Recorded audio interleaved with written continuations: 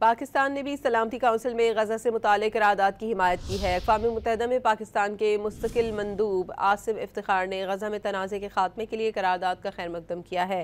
पाकिस्तानी मंदूब आसिम इफ्तिखार ने सलामती काउंसिल से खिताब के दौरान ट्रंप प्लान को गजा में क़याम अमन के लिए अहम करार देते हुए कहा कि करारदाद की हिमायत का बुनियादी मकसद गजा में मासूम फ़लस्तीनियों के कत्लेआम की रोकथाम और गजा से इसराइली फोर्सेस का मुकम्मल इनखला है। उन्होंने वाज़ेह किया कि 1967 से पहले की सरहदों के मुताबिक फ़लस्तीनी रियासत का क़याम चाहते हैं, जिसका दारुल हुकूमत अल कुद्स होना चाहिए।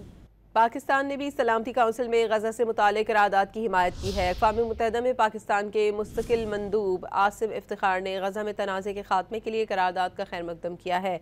पाकिस्तानी मंदूब आसिम इफ्तिखार ने सलामती काउंसिल से खिताब के दौरान ट्रंप प्लान को गजा में क़याम अमन के लिए अहम करार देते हुए कहा कि करारदाद की हिमायत का बुनियादी मकसद गजा में मासूम फ़लस्तीनियों के कत्लेआम की रोकथाम और गजा से इसराइली फोर्सेस का मुकम्मल इनखला है। उन्होंने वाज़ेह किया कि 1967 से पहले की सरहदों के मुताबिक फ़लस्तीनी रियासत का क़याम चाहते हैं, जिसका दारुल हुकूमत अल कुद्स होना चाहिए।